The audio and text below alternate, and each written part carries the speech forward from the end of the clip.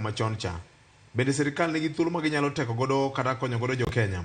Machielo ka endi wacho ni the cost of landing fuel per liter is around 115. The rest are punitive government taxes. We are at receivership by IMF to service loans. It is high time the government review taxation policies and cushion Kenyans. Sirikal is currently meddling propaganda to pacify its name, which is already soiled. Okay. Okay. Machelo kaini wachuni makajuma nyinga ene Albert Uuko. Wachuni an Mombasa. Makajuma, I work with local OMCs. Truth be told, any the analysis Majei Bonyo Wacho is the reality in the market. The government of the day, chalkigi mawuondo jopiny because chalkigi mayot to peddle propaganda to jopiny nyalo wacho ni mano ediri makende. Opposition equally has failed in its mandate, calling for pressers, and they have MPs. A map nyaka speakers panel. It will be in order mondo megi summon speaker to invoke standing orders malungodo special sitting to address Godo Guinea. Guinea can't be addressed in a bipartisan way. It's a matter of legislation. Kako wachone. Guinea ena taxes. Even joga ngato wacho kanyo ni landing cost is 115. Yes. Tokoro kidwa use at 211 niso ni idabu. Bei mama futo donjo godo Kenya. To dabo no ena taxes lilo. En taxes kende. So Guinea nyakango dogo mne od bura. Kanitie Friday ngea marati nikeje tokoni od bura to ongego. Tanto podani kwayo mara. Nikanitie ja od bura mawinjowa. Manigi chuny mar tich ne jopiny. To chunga to wachi ni oyo jowete. Kama koro chopeni tek. Nyaka wabed piny ma wawinjre. Gidogie report mar Finance and Planning Committee manobedo chaired gi Governor Gladys Wanga kanen MP. Mundo gingie proposals manenitie ka. Yes. Gimane jo Kenya wacho to gi recommendations manegigo. Nitiere taxes ochiko e bech mafuta. Taxes ochiko. To nyingi gi mopogore to gidhi agulu achiel marango mar serikal. Mangiso ni yot na serikal choko suru e mafuta gi mologi mora. Emomiyo wajumbe wa kagibedie jogo mawangwana, kagibedie jogo mohero Kenya, kagibedie jogo manosad japiny ka kura. Mogonegi magi wacho ni gibrutingo muma, ni gibro serve jo Kenya. To giluongie budho. To giwachi ni kamucho peni. Wasuspend uru taxes kata gino chiko gisuspend kata bich kuom dweche auchiel. To ka gitimo mano to bech mafuta bro timo angowa bro gore piny.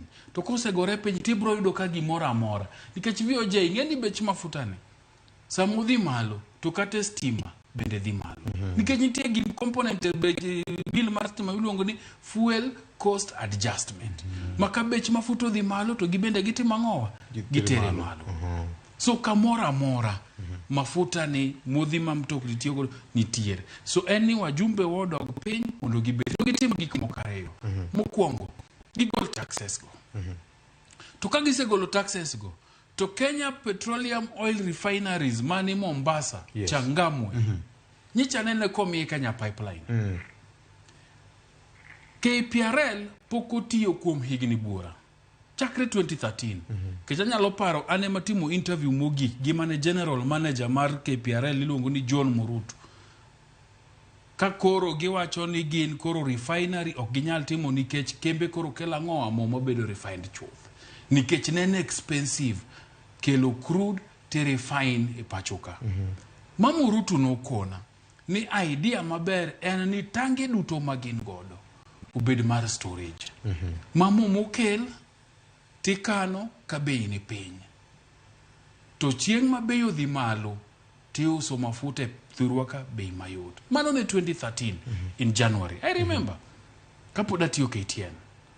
To koro sani nyomiye Kenya Pipeline. Kenya Pipeline TJN transporting and storage mafuta. KPRL ka pod nyalo bedo a strategic reserve mar mafuta mimanye ka bei ne piny tikane kata koke 90 day to beri kata 30 day. Victor, sama senior Jay wacho gigi kamae to owacho gi maler rapenjo moro achiel ni ei mbalarianywa ma wan godo gi te institutions ma wan godo gi te mochung' ne weche mag economics nikech ino ka koro jogi miyo senior Jay tich matek gimi tich mok tije nikech en jafwambo kata dokone o meje weche mag economics kama government nigi jok makidhi ndalo moko na dhi Nyayo House kacha kane wan gi meeting moro gi National Disaster Management Authority gima chalo kamano ne wa plan for contingency planning mar 2017 elections in case ni gik moko dhi marach kaka ngene government loso plan mage ma moko kanyalo wache yeka na yudo ka ntiere economist ma gin gi chunga kanyo gin gi rita government nigi jok mariek kabisa National Treasury Committee mar planning ka. Yes. Idwa nyisa ni jogi duoko nengo mafuta ni otamogi. Ok ginyal kelo advice kata legislation kata kiweyo nikech kata gima jane gimiyo Gladys Wanga governor madhi timo paro gi duto te no wuoka. Ntiere jok michulo omenda makore lach millions economists government economists mantiere kamora mora kiwe kata ndigi ni podoko jogi te chamo sara ka ok ginyal sort out gima tin ni to kare tijgi ginango to duoki e penjo maduong mikungi penjori Victor ngat mane mano kwalo plan mar William Ruto ngama nyocha no wakwayo ka ngani winjowa ni ngama no kwalo plan mane William Ruto wacho ni wan gi plan cha mondo duokne oduokne jo Kenya kwanza plan margi mar duoko nengo mar ngima piny mar ariyo Victor gigi kata kit mane bipartisan talk ma ji wuoyie te ma parliament wuoye ma pod chik to ngama sign chik ni en nga president gini komulo dhod president kawuono ka president mar Kenya gini omulo dhoge mowacho moluongo economist kata luongo finance committee chairman mowacho ni many yo within 24 hours kaka nengo mafuta dok piny anyisi ni kiny nengo mafuta sedok piny mopogore kod mano nyakoro mgajwang wach mar mafuta ne chal gi makoro loko kite kaka nase wacho motelo kacha jang'ad rieko ne weche mag uchumi ne jatend piny Kenya yande ogo poro ka wacho ni chal ka gima gik moko ok dhi bedo mayot kaka jo Kenya koro paro king'iyo tipo mari mar Ramogi TV no kanyo ote mane ndi ne oketo ka jatend migawo mochung' weche mag ohala Moses Kuria nopuso dhoge ko wacho ni gini pod biro dhi nyime nyaka higa mabiro nyime maka tekni to ikuny mafuta e puothi ndi wacho ni nanyiso chon ni ok bibedo mayot loso uchumi mapacho ka Kenya kwanza pok oketo chenro makare mar loso uchumi mathurka David Ndi jang'ad rieko ne sirkal e weche mag uchumi no wacho kamano Moses Kuria no wacho nade ka obado nyalo miyowa kaka Moses Kuria nyo wuoyo ne jowa mabende wacho ni anuoyo nengo mar mo biro bedo $260 imano higa mar 2024 kodhe mag nino bende biro kuom juma adek mabiro kendo biro lak nyaka dwe mar adek higa manyien magi duto gin gik moko mamako piny mangima kalro koda weche mag lokruok futo mar yamo mag lwasi madhiro weche gi duto telo makare ma jotelo pie kaber to dego beni nyiso jopiny adieri makende mar ikogi chon unyalo bag kite kuoma to kata kamano mane chuny wach Mike kanyo wuoyo bang' tweet mare sasa ukishinda kutoka asubuhi mpaka jioni bei ya mafuta imeongezeka si uchipe kisima yako dunia mzima tunajua bei ya crude oil imeenda juu na kama wale watu wa Makerere wako na kisima mimi niko tayari kuchipa kesho nionyeshe ngoma yako niambie wewe chipa mafuta hapa ndio bei elmuke ye ibonyo sirikal onjaore ma ok en mokwongo jalup jatend piny Kenya noichogi ni weuru go sibuoyi ne jopiny wawinjane kaka jalup jatend piny Kenya ne wuoyo bang'e okay kawe kaka jalup jatend piny Kenya ne wuoyo ma ote mare yo Twitter weche musebedo ka ukikogo kata ikorego ok gin pach tend Kenya kwanza kendo ogen pach jatend piny William Ruto. Rigathi Gachagua dhi nyime ka wacho ni kik utem wuoyo gi achaya e lo ng'at ma omiyo tich.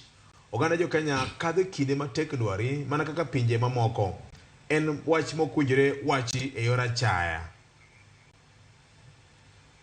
Mano tweet mar Rigiji bang' weche gi duto timore. Truthful man. Serikal onge tudruok koso en ang'o motimore serikal ma weche gi wuok kuom jo serikal manie ngas mamalo Jay Bonyo. Ing'eni vio Jay. Jaluo wacho ni e ot.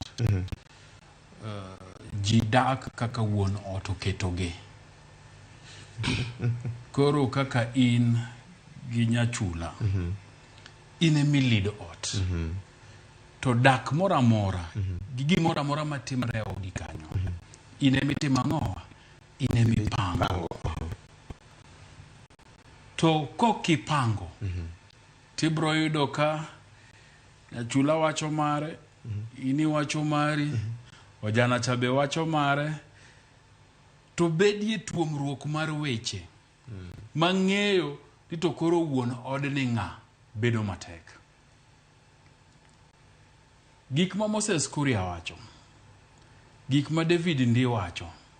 Ok opogore gi gik ma Rigathi Gachagua wacho ga to gi ma jatend piny wacho. Sae mopogore topike mopogore. To magi gik ma giwacho ga. Didi ma Rigathi Gachagua osewacho ni Kenya ka nigi wegi. To kokino miyo gi ombulu to golie pachi ni bro yudo lemo mora mora marang'o mar serikal. Didi mwase winjo ka jatend piny Kenya mano oting'o muma moko ni abro luwo chik gi katiba mar piny Kenya. To wacho ne ji adhara ni kokiluwo gimo wacho tidar ipangri gi Nyasachi kokamano to bro timo ang'o? Tiri jela. Mangiso ni gigi ochakore malo. Moses Kuria oklosa losa nikech koro loso. Oloso nikech mane patan, mane plan gi ma Fred penjo ni plan ni nodhi kure, mane plan gi. Ni ng'ato ka ng'ato loso achadha ne japiny nikech achaye mane gimiyo ja Kenya. Mano keto gi office. Makata Rigathi Gachagua koro ne temo ni owuondra wuonda. Miye weekend, timiye liel, kata miye Thanksgiving, timiye microphone, tikuodhe ite ne Raila Amolo Odinga. Tiwinji gima wacho. Ok bi pogore gi gik mandi wacho, ok bi pogore gi gik ma Moses Kuria wacho. Wawacho pile pile ni kit jotelo mane William Ruto oyiero ni konye rito serikal nong'isa chaya ahinya ne chapter 6 mar katiba marwa. Nikech gin jogo ma integrity gi mokwongo nosebedo put to question. Gin jogo mane onge bidhruok. Emomiyo an gik ma giwacho gi okong'iso ni nitiere njaruok e Kenya Kwanza ka. Mane odgi, mane kitgi. An kibiro sako ati yuda ka wuotho garungu. Mane kitwa. Mane kitu. Gakala. Mane kitwa. Kit loso ma jogi loso ni. Mane kit serikal mar Kenya Kwanza. Nikech gionge bidhruok. Japiny ok gionge gi interest mar japiny mondo gitimie gino mabro konyo jopiny. Jomoko nyalo wacho ni yo abawach. To siemna chieng' moro achiel ma osebedo juma achiel ma Rigathi Gachagua ok owacho gimoro miduogi penjo ni to bende ma e jalup jatend piny Kenya. Siemna dwe kuom dweche 12 ma jatend piny Kenya osebedo office ma oloso moba wach mipenjo ni to ma bende jatend piny adiera. Nikech samo mi office VOJ. Inyalo bedo ni ne office to komi bete no kokimi oluor. Jomo ketie komno kokimi oluor. To onge gima ber mabro wuok e office no. E siasa tibro neni ber, iwacha adier, igo poro ne gik mabeyo, lakini kwang'iyo bidhruok ma ng'ato nego bedre godo e kom e office to onge. So ma e plan mar Kenya Kwanza.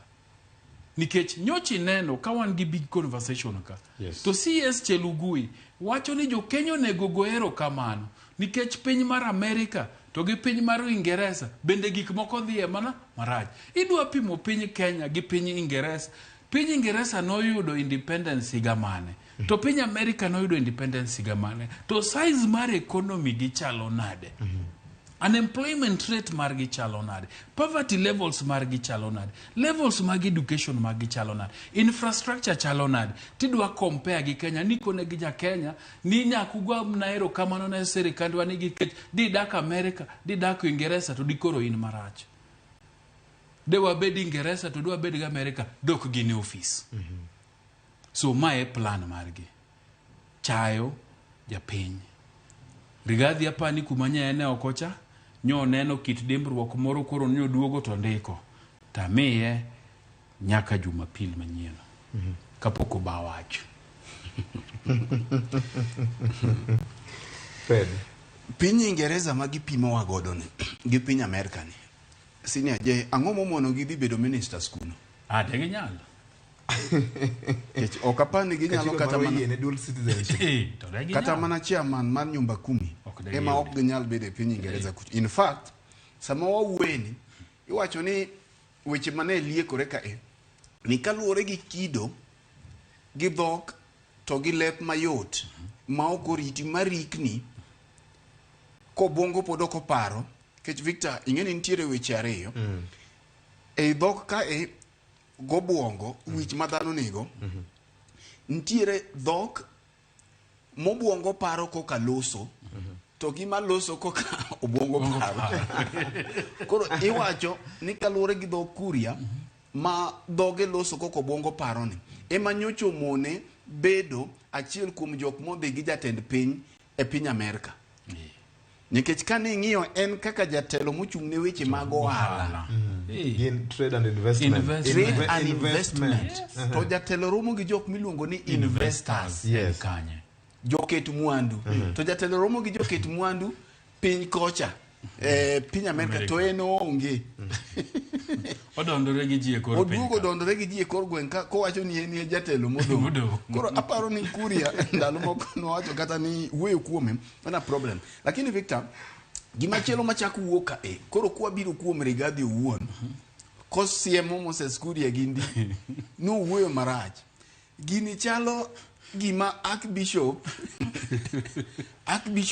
mayalo injili ni ema koro dhi chwado japuonj kanisa. Kuom yalo injili moyalo. Nikech mana kaka Senior Kele asewacho ga pile ka kendo asewacho no gwang' nyuolo mano gwang'. Koro mak mana ni William Ruto ne nigo gwenge. Koro ne chuno na achiel oketo bedo gwang' maduong' maloma moko to gite gino gwenge. Koro hawi maber ni Rigathi Gachagua no dhi obedo gwang' maduong' e yo gwenge. Koro ogwenge matindo gi kawinjo ka gone miao gimbe gidwa ywak ka gima ogwang' nikech nitie kaka ogwang'. Koro magi chalo paka molokore. To giduto gin ogwang'. E yo machielo ochalo ondiegi machwado nyathine nochamo diel. To diel ni alot magi chamoga. Koro ena wuondruok Victor. Kendo aparo ni mae kitgi kaka gin. Samane William Ruto noyiero serikal to ka wanie kaka wanene ka kendo Senior J nobedo kama obede no Nyarawila nobedo ka to kane debate ntiere parliament to wapenjo ni to jomo yiero go be chalo kode mo wapenjo no gwang' donge nyuolo mano gwang'. Koro matunda mag jok mano yiero koka waneno sani Victor. Ng'at mantiere lemo mar jatend migao ntiere gik midwaro kuome kaluwore gi ofis mobetieno. Makato bed mana ng'at ma yombe nikech gweng' ji opogore. Ok ibe yudo ng'at ma yombe ji ok bi chalore te. Ji ok bi bedo pastors te gweng'. Nyaka ang' ibed ntiere ng'at moro ma en koneno gimoro to neno nego be nokawe kata ka ok okwa wuongi. Ini ng'at miyiero jotelo gi makoro ing'iye ni ka ng'iyo Senior J en tanno ka timbege gi kite nyalo yieni obed kama. To joluo nogoyo ngero moro ni uma gi pesa nyalo teri kama kiti ok nyal yie betie. uma nyalo teri e mesa moro maduong' mar joma dongo lakini koro kiti mang' nomi goli e mesa no kiteri piny nikech samoro mesa no kanyo koro jibilie gik moko gojiko to in ibiro gi lweti kaka ia e puodho mae mami koro ne goli koro mae gima timore ne Moses Kuria umbe mar siasa guteku mare mar siasa nikech gima nyaka wami ni ntiere gima omiyo yiere kanyo koro uma giteko ne mar siasa chonyo en gol manja nomiyo Kenya Kwanza onene ni en asset kanyo mak mana ni e mesa mar telo ni to koro kite ok yie mondo betie to kidoki e gwengi makoro en gwengi mar Kenya Kwanza ka Yes. tiwacho ni jodak ochare to gidak okomono gidak jogwengo chare to okomono gidak tiende ni gima Moses Kuria timo ni ok bimone dak gi rigiji e Kenya Kwanza ka jogi joka ng'ato e jogi joka ng'ato injili ma jogi yalo ni e Gachagua yalo e maberie moloyo kata mana Moses Kuria en mani koro Moses Kuria ne dwa telo ne koro aparo ni gimoro motemo no sieme mano to onge gimantiere ni jopiny mano loso negi to no loso negi yo ma ok owinjore kendo ka en pinje mantiere gi lony mag telo to kapan de kor nentiere ke samu wuoyo kama to wach nengo mafuta inyo jopiny ka to wacho gini dhu kunyuru Kisimbu To samoro sama no loso no mtoka manokoe en mtoka matiende dongo mamudho mo ma an gi in gi ng'ata Kenya kae emomiyo odhi kama nodhi eno nikech pesa mar fuel no en ting' ma nie wi japiny kaka waziri koro mae manyisi pile ni kigolo weche adek katieko wi wachni kigolo nying Raila Odinga tigolo nying Azimio tigolo nying Rigathi Gachagua tigolo nying jofwambo e dho Moses Kuria igolo e dho Rigathi Gachagua to gimachielo ma ginyalo wacho onge kore mamiyo giwacho wechegi iseneno kaka Moses Kuria oseduoko Rigathi osebolo magere kone ni ichlit marino biro negi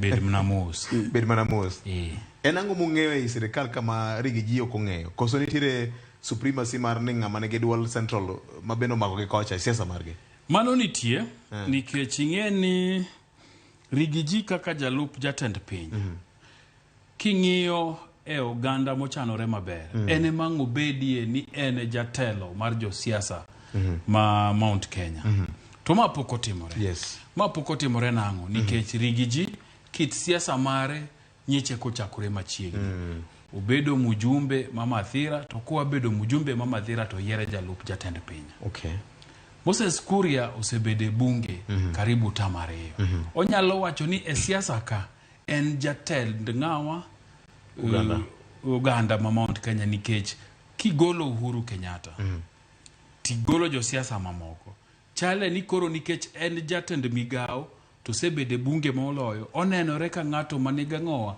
manigi mbi moloyo kata Rigathi Gachagua to kijana moro bende biro Maki Harune miluongo ni Ndindi Nyoro Ndindi Nyoro bende wacho ni ene manotie matek kata ka ji pok ong'eyo Rigathi Gachagua to ene manokawo William Ruto to wuotho gode Mount Kenya making'iyo ng'ano manouso William Ruto Mount Kenya moloji to ene motimo ng'owa ene manotimo nikech okoni Moses Kuria ne pod nigi Uhuru Kenyatta ndalo mang'eny nikech ne en jaod bura mare Uhuru Kenyatta bende manotimo ng'owa emanomiye lemono Rigathi Gachagua noyier Mathira ne en mna jaod bura ma Mathira siasa ne nogo mna Mathira kanyo to en Ndindi Nyoro MP Makiharu nogolo William Ruto Nairobi ka to donjo go Kiambu to donjo go Murang'a to donjo go Kirinyaga to tero Nyeri to tero Meru to tero Embu to tero Tharaka Nithi mahumbe okone lach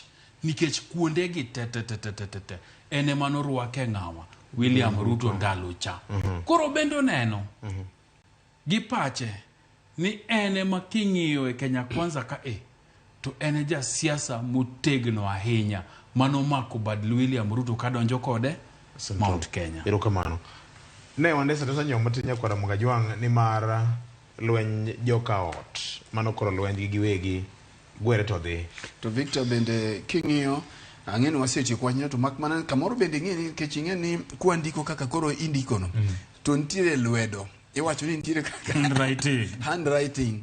Koro bende pod wabiro ng'eyo ni to lwedo cha manyo ndiko gicha e Twitter bende en lwet Rigathi Gachagua. Erokamano nyakwara Mkajwang'. Jawruok mane ei ot ka, lwenje mane ei ot ka, Boni Alwale kucho bende makalmen gi jomoko, SG ma party bende ong'is ni siasa mar Kiambu County bende ae, Nakumiche bende kocha wacho ni en gi teko mar timo transfer ne OCS, weche thoth nyakwara Mkajwang' to sirikal to en achiel. Nyakwara Mogi, paundege ma Lichota nyo bedo paundege mar adek e counties 4 makaluo manyocho yawi. Governor ma county ma Migori kane loso wacho ni biro yawo thuolo malach ahinya weche mag timo ohala. Nyasi ma kamano no yuore kod jatend migao mochung' weche mag transport Mano Kipchumba Murkomen kanyakla kod Dr. Mama Ayuda Odinga e nyasi ma okwongo mar yawo ndege mokwongo mating'o jowuoth mane dhi Lichota Farm ka sirikal bende wacho ni gin gi paro mar medo yare kendo kelo chenro moko mag sirikal machalo mag immigration mar neno ni oyaw dot mar ohala e kind county ma Migori kod mano Nyanza Milambo kod pinje malel bamba machalo Tanzania. Nyakwara Mogi, Kabunde nitie ka, Lichota nitie ka, Maduong' ma Kisumu bende nitie ka, Suneka bende ka William Ruto notimo limbe ne ogolo negi singo ni bro lose ngadho mamalo. Bende gigi duto nitie ohala mora mora ma gidhi kelo ne gwengegi. Erokamano VOJ, paundege ber kanie gweng'. Nikech mokwongo gima paundego nego tim onego yaw gweng' ne pinje malibamba. Kaka koro Kabunde oyaw Homa Bay, itie ji mang'eny mayande kadwa dhi Homa Bay to nyaka dhi Kisumu, ahinya to johala. Kore ka giringo seche 2 ka gichopo kane in gi bura saa 1 gi governor to ng'iso ni ibiro Kisumu kawuono tinendo Homa Bay e ka kiny nibed gi bura gi governor. Gik madi timo Nairobi ka utieno dhiambo kapok idhi kuro menendo de ng'eny. So sama paundego biro no tiwacho ni wuoth bedo mayot. Mar ariyo, paundege miyo ji nafas mang'eny mar tije. To mna kolose maber. Nafas mag tije eno kaka mokwongo. Nitiere ji ma indiko ma ywe kar ndege kanyo. Nitiere jok mabedo go hala matindo tindo, hotel, kami madhe chae. Nitiere jok mabedo gi kami use gaset, kami use gigo miluongo ni artifacts. Vinyago gi mochongi molos maber. Paundege bedo kar nyisruok ma oganda nyalo nyisore luo kitgi gi timbegi. Ber. Mar adek, paundege konyo nikech sama obire gweng'u to nitiere kaka gik sirikal mang'eny bende biro. Jo Kenya Airport madwa tiye paundege kanyo nyaka yudie kuonde magidakie. Udi mibiro ger ma jogi biro dakie, jo kumande paundege nitie no biro bedo gi nafas. Lakini kama gosebetie to bende nyaka wapenjre ni to kit paundege masani waneno kiyawo kendo ndeke biro ni diera makende ni gikonyo gang'o. Ang'eni ang' no penja ni to siawa ni gi paundege kanye. Ang' ne penji. Akia wan gi airstrips to kata Kenya Airports bro tiyo mogi malosi kaka magi wabro neno. To nyaka wapenje ni sama un gi paundege kaka county to ndege biro ticha beach Jumapil to giwuok tich. Bende okonyo adiera. Nikech mani ng'eni gimotimo kende okelo ji to kawo mokawo to duoko. Nyiso ni kambi mar ndege no kende ema yudo faida. Nikech kabed ni ndege biro wuok tich nyaka Jumapil to nyaka ndikie ji mang'eny. To sama gibiro matin tindiko ji matin. Ageno ni paundeke wagi masani koro yaw mandeke gi ochako dhiegi. Bro bedo gi chenro malach magi bro wacho ni mondi pika to miwa plan mari mar juma chiel. Nikech kitimo kamano e ka bende bedo maber. E kaka dwa dhi Homa Bay kata ka dwa dhi Migori odiochieng' madwaro gi sa madwaro. Tang'ina bro timo ang'o? Abro yudo ndege. En gima ber no chakore. Lakini mbele ka nikech waseneno Kabunde ndalo moko higni mokalo kane jo Silverstone ochako. Negi duogo gi wuok nikech negi wacho ni koro namba mar ji madhi notimo ang'owa nobedo matin. Koro iyudo kiting'o ji tero Homa Bay to dok ndege iyudo ka en gi ji 2-3 nikech itero gi tich abich gin jomodhi e weekend ka gidwa duogo to giduogo Jumapil kata Monday gokinyi mang'iso ni tich abich ka ndege duogo Nairobi to ndege timo ang'owa duogo nono. Wuok tich ka ndege dhi Homa Bay to ndege dhi nono. So iyudo kaka from a Kambi perspective onge ohala miyudo. Tido ka giduogo piny. Emomiyo awacho ni nyaka wabed strategic. Nikech nyalo paro kada mana mare do chandalo moko no lor poundege. Nikech ne onge ndege madhiye. Bang' mano VOJ wabende nyaka wapenjre. Ndalo moko kane Kibaki oyawo airport ma Kisumu. To Kibaki no challenge Jaluo. Moko ni pap koro waseloso ka ndeke bro piyo. Penjre uru kako oganda na ng'o ma ndege ni bro wuok godo ka dok Nairobi kopogore ga ng'owa gi passengers. Wan gi gik mang'eny kako oganda mwanyalo package ma watima ng'owa ma wakel e boma ma Nairobi. Gimiluongo ni cargo ni. Wakete uru ni kata rech. Wakoni rech ma wuok Homa Bay. Koro ok ni ndie ndara. Ni kowuok Capital Fish chakia kita pod gintie. Ni ka godhiambo to ringo gotieno to kang' no chopo Nairobi. Wabedie gi chenro to magi county governments wanyalo timo. Ma iwacho ni ndege kobiro to bende nitie mana sanduge mag rech ma ndege wuok godo ka bunde ka kodok ang'owa Homa Bay ma kata sama passenger onge to ndege biro tich ariyo to weg kambi mag ndege ong'e ni wabiro ting'o sanduge 100 mag rech to bro miyo wa pesa to rech no bende bro chopo to kochopo peyo to pesa mang'eny ming'ado jalupo nikech rech ni bro kawo kinde malach kapok ochopo karingo gi lori pesa no timo ang'owa dong' ne janam kanyo. Wang'iye ni to rabuon ma kabondo ni Nairobi ka sani king'iyo VOJ kidhi e supermarket kana ni dwa nyiewo rabuon ipime kilo to kilo no samoro en kilo achiel siling 115. Ting'e rabuon ma kabondo kaka rongo ma en kikete ten rabuon achiel kilo kata 3. Ere kaka wanyang'iyo ni joma puro rabuon kabondo oyudo nafas ma ndege mawuok ka bunde cha samuduogo Nairobi to bendo ting'o gunia turi mag rabuon kabondo. So county governments wanyakani kata mna Migori rech nitie kata mna Migori nitiere kitolemo mopogore. Sani Kenya ka nitie nok mar kitungu. Bende ding'e ni thurwa climate ma thurwa nyalo nyago kitungu. Abe ni wapuro kitungu sane to ndege kochopo lichota. To ndege wuok gi gunde turi mag kitungu mikelo Nairobi ka. So wang'iye kamano nikech kwago kwano kamano to airports gi airstrip mwaloso gi bro bedo nwa gi faida molo bedo ni en ndege mwago e selfie twawacho ni wan koro we jet in we don't land wan koro wawere gi ena coach jonora kokunu chaku nenwa Kisumo kunwa dhi ang'o wang'iye ni sama ndege ochopo ohala mane mwatimo kode. Ng'ien na wach mar bedo ni koro gichiegni ahinya South Nyanza ka koro wadhi bedo kodgi adek. Chiegni to onge rach nikech king'iyo coastal line nitie airport Diani, nitie airport Mombasa, nitie airport Malindi. Chiegni to onge rach. En mna ni to gin services mag nikech nitiere pinje maoko ma airports gi bende ni mana machiegni to gi serve ji mopogore. Nikech nitiere jo Migori ma bende bro wacho ni wan wedo dhi Migori. Nitiere jo Homa Bay ma koni wan Kisumu kwadwa dhi. Nitiere jo Kisumu ma bende koni wan airport wani emotimang'o emwahero. So obro serve ji mopogore in terms of passengers. Mano nitie. But gimuduogogo ohala mwatimo kode ber mane apart from go picha gindike Facebook gindiko kuonde mindiko ni ndege tinde wanago ohala mane mwaloko gi ndege ni mang'iso ni koro en sustainable to kendo jowa yude ohala. Erokamano Fred.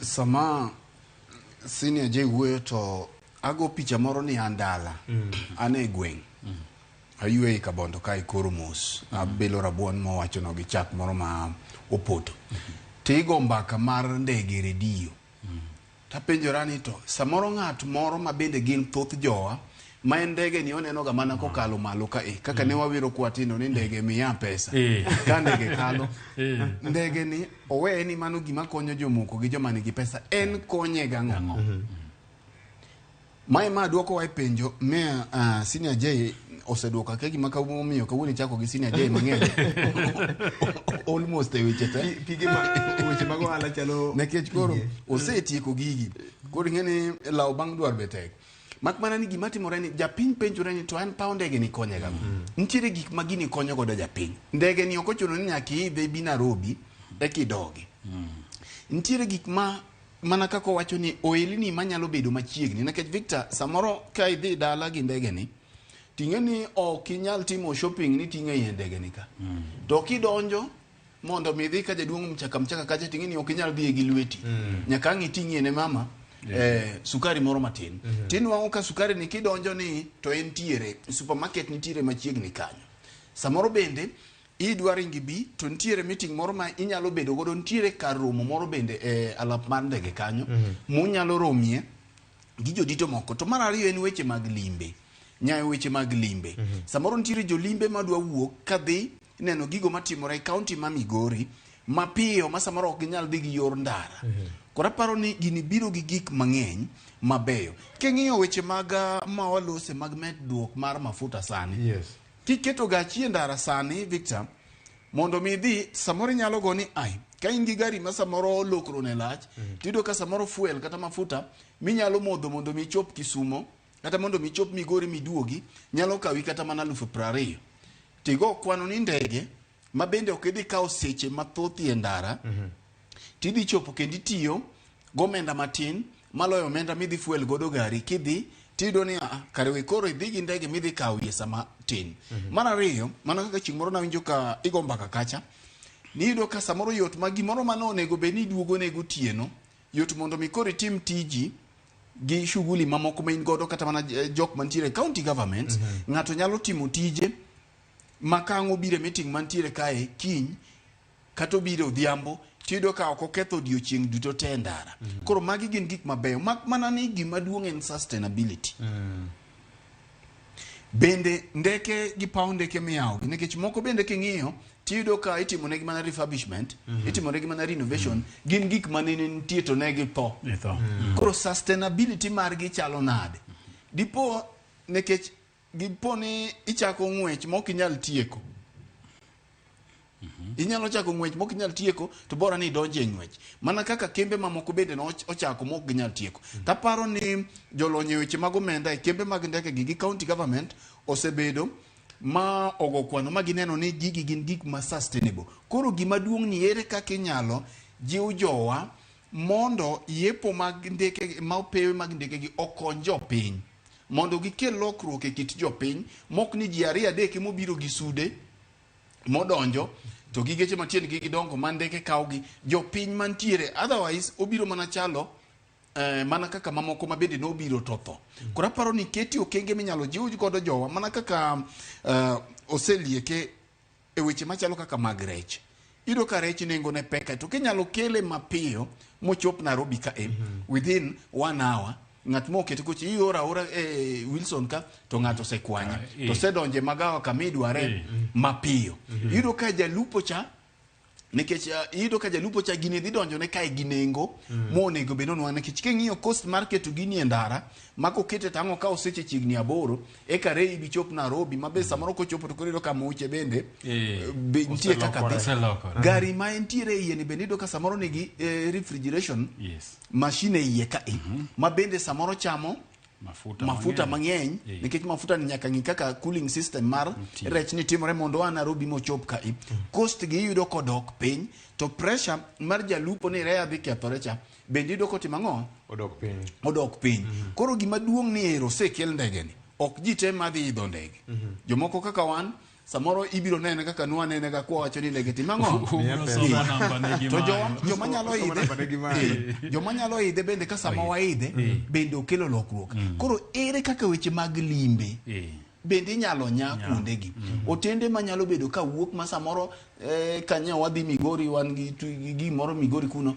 tanyalo dhi Migori manindi mi bed gi meetings moko kuno mi budh kuno e kiduogi nikech ing'eyo ni kama limbe bire weche mang'eny bende birie jok magombo neno migori gik machalo ka mondo mi wanya kik obed abeda ni ndege ni opiyo to kopiyo to mor gi ber mane mantiere e biro mar ndege ni but en gima ber en puonj gi pak ageno ni osiepna moro uso rech Kenyatta market ka ng'e iluonge na Anyango ng'eyo ber Anyango migingo ageno na Anyango bro chako kelo rech gi ndege to kokele gi ndege tageno ni bei bro gore piny kata bedo ni beche to pod ber chieng' moro bro gwelo wadwa yudhe kanyo kamano to jo hala kaka Anyango giri koro nyaka ng'i ni to ndeke makoro biro Homa Bay to biro Lichota Migori ere kaka digiti kodgi mondo giyudie rech e sa maber gi bei maber mane ka wabro keto sustainability ma Fred wacho erokamano mane mokelo e giko machendo kaka wanene gweja kamolo wacho ni kaber to lok nying Lichota gi Kabunde nying moro manyalo rito wach erokamano Fred wach bari mogik jok mamiyo gwenge wa masani nyinge Victor giteme gikete nyinge ma nyalo rito wach nitiere nyinge moko ma chalo kamano to gima moko ma samoro yudo ka pekie dhok Victor adwa tieko gi wach ma senior jeyo wacho kae nikech ma en wach mosebet kwalose wach mar ndigruok mar jodongo e kor gweng' masani koro ruodhi oketo loso loko godo en wach mosebet kwa wacho kae to en wach maparo ni ka ng'ato dwaro mondo mi onwang' yuto kaluwore gi ik jodongo ni to rita embo biro ti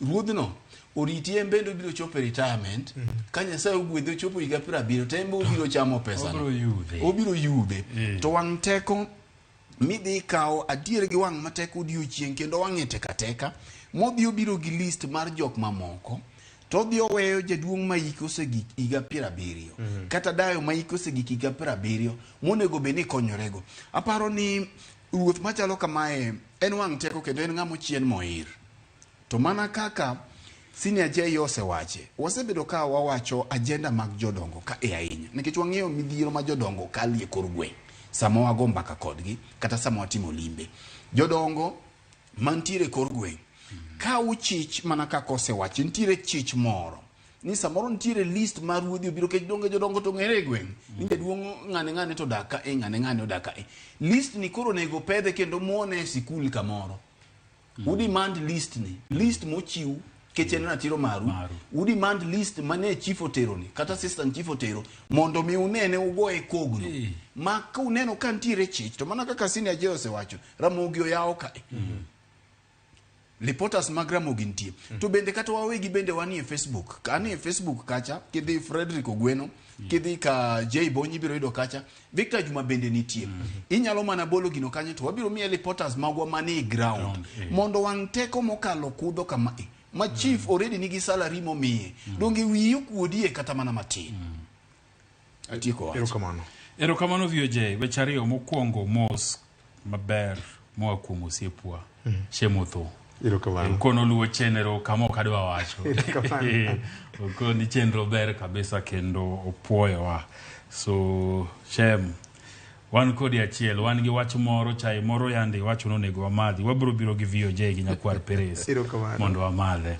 mar ariyo en kwayona makende ne obila mabondo yande na wacho ni ne nitie nek e gweng'wa no neg mama Joyce Odera Musainya ni familia to kawuono emike mama Joyce kenda kwayo Nyasaye mondo med ho chuny nyithinde sol to golwach to gi mondi awuote Rose koda Juice to nyaka kawuono VOJ pok wawinje ndara mar nonro mar obila timo ewi nek mare bro bedo gi marach no yike kawuono to pok wang'eyo ni noneg mama Joyce Odera nang'o to gi jomage weche to wachore mathoth to wageno nobila mabondo kata makutiende bro winja ng'eni ng'ato winjo ma bro wacho negi ni wagombo ng'eyo ni to ne gin joma nade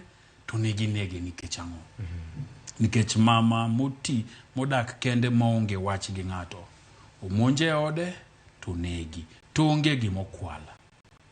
Wan gi geno nobila manowacho ni timo nonro bro miyo waduoko kaka jogweng' mabodi ka Elija. Kamano Musuru kode pole sana kuom mago ma osetimore nyakwar Mugajwang'. Miguna benano kosemoke gi Moses Kuria kalo koda weche mag nego mag mo e pachoka kachiel kod jimbo moko gitwere mokalo. Pisuda kalero kamano modonga nyako Stanley Ogada wachni je ibonyo otemo tum wachno malera enya ni omadhe chai gi bilna. Ero kamano modonga enya. Ne jowa mabende winjo Ramogi Radio gi Ramogi TV manyoneno okinyi makawuono wagono ero kamano modongo mokalo. Igni ariyo mag Ramogi TV biro kendo waikuno mapeka ka je ibonyo no sediekonwa. Bende wabro lungo nyasi mar gi pariyo mar Ramogi FM bende mane dwe mar chiko ni. Kaka Fred nyo wacho Millicent Adhiambo nigi chenro mokelo ni nyakwar Mugajwang' mar ng'e gwengewa. Ni ne gichakore nade nying moko ma samoro makodhogi mi nono go. Ibiro mana ng'e gimana kokal kuom Ramogi TV ka nyakwar Mugajwang'. Miyo koro med mana neno Ramogi TV mondo ing'e gimomiyo jodongo no obedo piny moparo ni kaka wuono iluongo ni Rodiko Pany. Kata Ochot Odong kata Onding' Mon wan gi liela kamarami be nitie jodongo yuko be nitie kamoro bende nitie kichomo chemeleni n'ofis ng'eny koro wakiane n'ofis ng'eny kata ofise ne ng'eny. Erokamano Millicent bro wacho erokamano. Moro bi penj na George Bati penji ni kel kamarami ni kanye ati kel kamarami nitie koro loro Onding' Mon bende nitie Migori. Erokamano wi bende kikwil nitie moro be iluongo ni Mbaka oromo. Ndi primary school ne Mbaka oromo primary school wawewe chenro man Mbaka oromo mar banga kamano kende kod nyakwar Mugajwang' riti makawuono anoka Jesu duori kode ne chenro man Mbaka oromo ne jo Mbaka oromo duto mane gwenge ma Kisumu West oyawore uru riti makawuono mane chenro mar kaka wanene med mana ketka ubedo kod odiochieng' maber. Nyinga en Otieno Makajuma. Kaka wanene wuok tich ka wuok tich chakre saa 2 okinyi kik bai.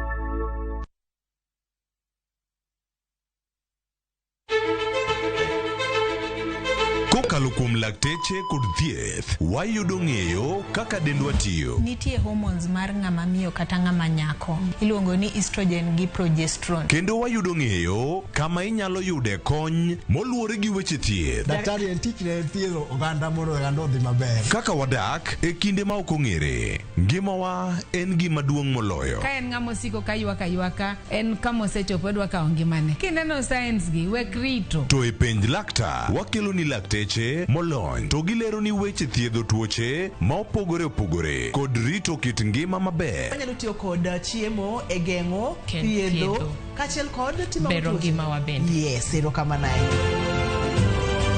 Penj laktar kokalo Ramogi TV kama wacho ni ngima en mwandu. Wuok tich nyaka tich abich chakre saa 12 odhiambo nyaka saa 1 mar otieno. En chenro ma kik bai kata matin.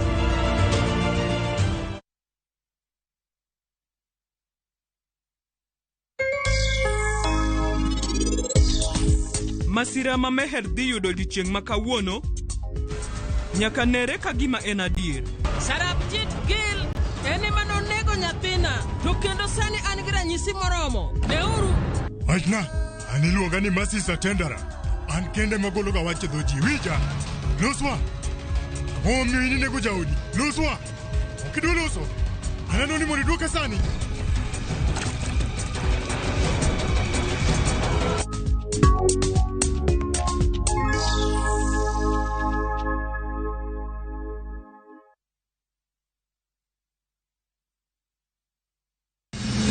Chieng' tich adek ka tich adek en oketho piny to pod ogoku ji dhinyore te kanyo kare jopiny magi duto yudore mana e Ramogi TV.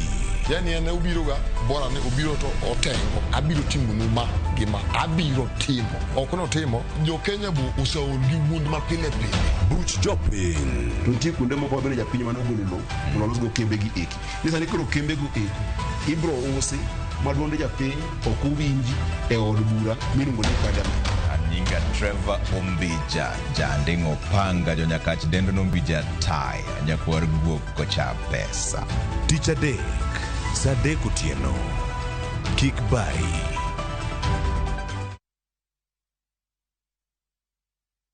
Veke Ibambe na View Travel. Masai Mara or Amboseli from 14K, Savo or Samburu from 24K, Mombasa, Diani or Malindi from 14K, self-drive deals from 3K, Dubai and Zanzibar from 560 USD, Mauritius or Seychelles from 1,000 USD, South Africa and Thailand from 1,080 USD, Malaysia, Singapore and Egypt from 1,200 USD, and Maldives and Santorini from 2,000 USD. Call 0703 254 254 for bookings.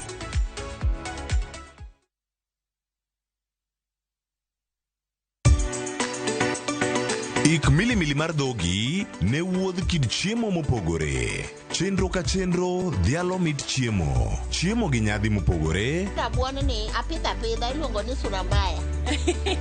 Lony tudore kod kitwa. Ok en mana ewi chiemo. Joluo wacho ga nang'o? Nyako dhiga tedo. Na biro tedo. Ai biro tedo. En hera gi lony moketi e loso chiemo ka chiemo. Sama koro gibage, sama ipimoe, to ni medo ne sukari matin. Sukari miyo konyo gi fermentation. Omiyo, kihero chiemo, in jatedo, kata mana ng'ama ohero tedo. Tudri kodwa tich adek juma ka juma e chenro mar tedo gi chiemo. Gi Jailieta mana e Ramogi TV.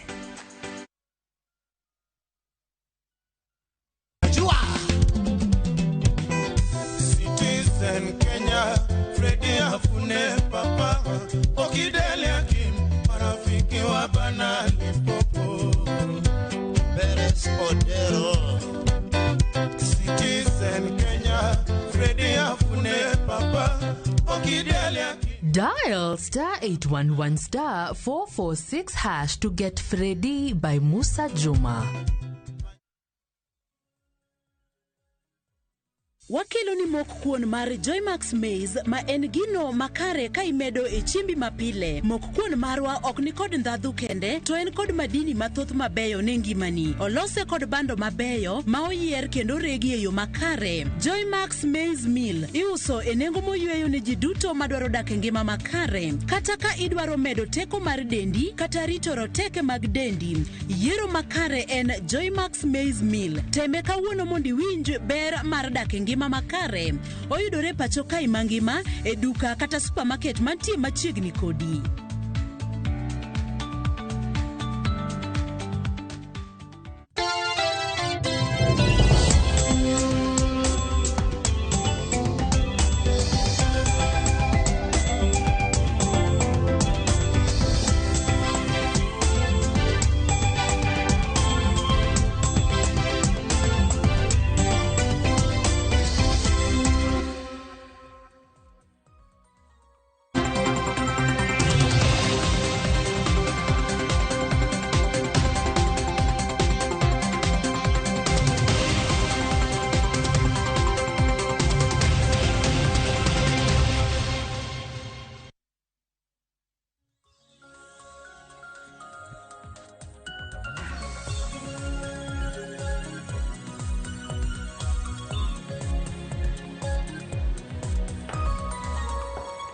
Nyakora Mugia Jonga geno no kinyi mari dhi mbele e yo makare. Gie thuolo ni wadonjo e chenro mar mbaka oromo. Kinyi makawuono wadwa medo goyo mbaka kotudore kod medruok e nengo mar mauta mabende nyaka sani nenore e pacho kae. Ka magi biro kiwacho ni nengo mar mauta koidho to mano biro kelo kata biro miyo gik moko duto e pacho kae idho. Ma en kaluwore ni duola magayo bech modhi e pacho kae, mano Energy and Petroleum Regulatory Authority tarik 14 dwe mar 9 mano mahiga ni negiketo kata negilando ayanga nengo manyien mar modhi mabiro bedo katiyo e pacho kae kuom thuolo mar dwe achiel. Mano kano chakore tarik 14 mano mar dwe ni nyaka tarik 14 mano mar dwe mar 10 ma higani. Manyaka sani waneno ka modhi mopogore opogore, obed mano mar petrol, obed mano mar diesel, kaachiel kod mauta mar taya, duto nengo mar modhi go oidho malo. Gino manyaka sani miyo jo Kenya ywak matamra gi nono kalore ni nyaka sani nitiere moko kuom kembe malogo mauta ma pacho kae manyaka sani koro osechako tiyo kod nengo ma malo mar mauta nyaka sani. Nyaka sani wanyalo wacho ni tielo mokwongo e historia ma pacho kae nengo mar mauta lita ka lita, obed mano mar super petrol, diesel kata kerosene kata mauta mar taya ochopo 200 lita ka lita. Gino manyaka sani bende osemiyo jowuotha kata kembe mag wuoth e pacho kae omedo nengo mar wuoth e pacho kae. To mago duto miyo ja Kenya mani piny kacha ema hinyore matamra gi nono. Mane momiyo nyaka sani nyakwara Ramogi Ajwang' kalure kod nengo manyien ma bende yando landa kod duol magayo bech modhi e pacho kae mano EPRA. Nyaka sani koro lita achiel mano mar super petrol e boma ma Nairobi kae ibiro bed kiuso e nengo mar shillings 211. E kaunti ma Kisumu en 211 gotonglo 40. Kaunti ma Migori en shillings 213 gotonglo 19. Kaunti ma Homa Bay nengo mar super petrol en 212 gotonglo 27. Ka kaunti ma Siaya to super petrol inyiewo e nengo mar shillings 211 gotonglo 62. To ken mano kende nengo mar diesel bende oidho malo matamra gi nono. To ng'eyo ni diesel thothne itiyo godo kod nyamburko mating'o jowuoth kaachiel kod tingni mag pur kod masinde ma bende nyayo teko mar stima. Mano matiende mana kaka senyisi nengo mar wuoth oseidho, nengo mar teko sitima bende ponono nyalo idho e thuolo mabiro. Kanyaka sani diesel e boma ma Nairobi kae inyiewe nengo mar shillings 200 gotonglo 99. E kaunti ma Kisumu inyiewe nengo mar shillings 202 gotonglo 77. Kaunti ma Migori diesel inyiewe nengo mar shillings 202 gotonglo 95. Ka kaunti ma Homa Bay inyiewe nengo mar shillings 202 gotonglo 4. Kaunti ma Siaya lita ka lita mar diesel to en shillings 201 gi otonglo 52. Nengo mar mauta mar taya mathothne itiyo godo kaka nyangile kata itiyo godo e nyangile kata jogo maponono onge kod nyalo mar yudo teko mar stima tiyo kod mauta mar taya obede yore go mag tedo kata yore mamoko bende nengo ne oidho. Kanyaka sani nengo mar mauta mar taya oidho malo nyaka shillings mano 202. Gino mabende nyaka sani koro miyo jo Kenya ywak matamra gi nono. Kata kamano jotelo Twitter kata X account mara ibiro yuda @joyce_oduor_. Ka wachaka yanga twak mar okinyi makawuono medruok e nengo mar mauta. Ang'o momiyo nyaka sani koro waneno ang'e ni jalony e weche mag teko kata gino miluongo kod dho ngere ni energy engineer. Ang'o momiyo nyaka sani kochakore ayanga wanyalo wacho kata ni kochakore higa mokalo medruok e nengo mar modhi osebedo ka medore kata nengo modhi osebedo ka idhe pacho kae nikech ang'o? Chenro mar Mbaka oromo. Iluongani midusa kata engineer Victor Okuna. An midusa mar weche mag stima ema nasomo kasto nayudo tiegruok e weche mag energy. Koro atimo gimiluongo ni certified energy manager kasto an licensed kod EPRA, Energy and Petroleum Regulatory Authority.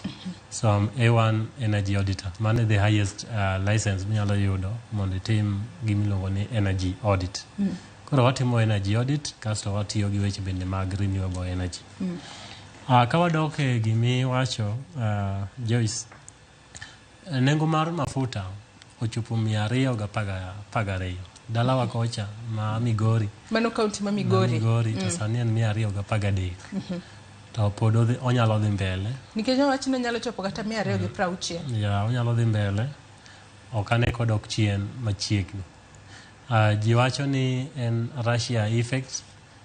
Serikal be nowacho ni gionge gi control mar duoke piny kata tere malo. Adier, serikal nyalo wacho ni onge gi teko mar tere malo kata duoke piny. To serikal nigi teko mar control dollar exchange rate. To kata kapok wachopo kata dollar exchange rate kano kaka ponono oketho kata omiyo nengo mar modhi idho malo. Wanyalo mana ng'iyo kwa nyalo mana ketnwa picha moro mar graphics kanyo mabende wanyalo bedo kwa tiyo godo. Kwa nono kaka nengo mar modhi e pacho ka osebedo ka idho malo ahinya mano kochakore. Wanyalo choka ni dwe mar 9. Mano en dwe mar 9.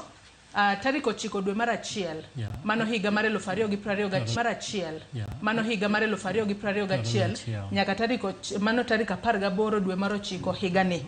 Inyalo mana leronwa kaluore kod picha mabende waketo ni nyaka Ramogi ajwa. Waneno ka kuonde moko nengo lor piny to kendo moko kuonde moko nengo idho malo. Koro picha ni kisome no wachake gi October, October, November, December to there ochonde ochopo nyaka okoneno mabelo ochopo nyaka September masane wantiere. Koro kwa dok October 2021 maudi mara par higa mar 2021 nengo mar petrol king'iyo ma ogole e mtandao mbui nikech gi monitor nengo mar petrol odiochieng' kodiochieng'. Koro ne dola karibu 60 kod 7 kata 70 kanyo kino kuma chak. To idho malo nyaka dola 85 81 line no to kalo matin mano iluongo ni chart kata waluongo ni trend engineering. To chako drop kendo modhi nyaka kendo dola 60 kendo 5 mano kochopo December 2021. Kawa chako 2022 kendo chako idho malo nyaka ochonde April kata March April kochopo dola 80 to kod 5. Ajoli ndalogo ema koro serikal nokele gimiluongo ni subsidy. King'iyo kuma wantie September koro ng'iyo graph no nyaka kuma wantie sani kuma graph no chopo godo. Kuma graph no chopo godo kopo ni interpolate en dola 80 to kod okalo dola 81 en dola 90. Mano nyiso ni pok wachopo kata mana kuma ne full subsidy ochakete. Koro kawa dhie trend kako dhini pesa kavni nyiso wa landing costs pesa ama pesa ma fuel ochopo godo Mombasa kapok oket levy mora. Koro wa expect ni maybe fuel nyalo dhi king'iyo kavni dwe mar 6 which is June July no dhi nyaka dola 100 to kod 20 the highest peak kanyo. Sama owuoyo sani dola en 80 to kod en 90. Koro mano isi ni kata poni iuso mafuta 211 pok wachopo kuma ne mafuta dhi the highest ma en dola 100 gi 20 kaka ne en 2022. Kavni gimomiyo wadwani mondo wakelika en related gi dollar exchange rate. Ka serikal owacho ni gionge gima ginyalo timo wach pesa mabiro mano adier gionge go. To king'iyo kavni maber gimomiyo pesa mar mafuta nyalo dhi malo sana kata nyalo dok piny en gimiluongo ni dollar exchange rate. E 2021 mineno ni dollar ne en around 100 nyaka 120 mondo yud dollar. To chakre Ruto ne bi e serikal dollar osebedo ka idho nyaka sani ochopo almost 150. Exchange rate kopo ni in gi dollar nikech mafuta kidhi ing'iewe e dollar. Kigole Arabia giuso nigo e dollar. Koro ka dollar mari ber tidhi yudo ka itiyo gi pesa matin mondo mikel mafuta. To ka dollar mari rach idwaro mondo iti gi pesa mang'eny mondo ikel the same mafuta. Sani wanyalo wacho ni piny Kenya dollar marwa chalo nade? Dollar marwa rach ok ber. Nikech kane Ruto kao telo dollar ne en around 120 kata 110. Achiel ne en 110. Ochako ko idho sani nyaka en 150. Koro ki gima ning'iyo gi siling dollar par in 2021 kane maybe gimoro ne siling apar kigoye gi 100 ne en 1,000 mano 2021 dwe mara 6.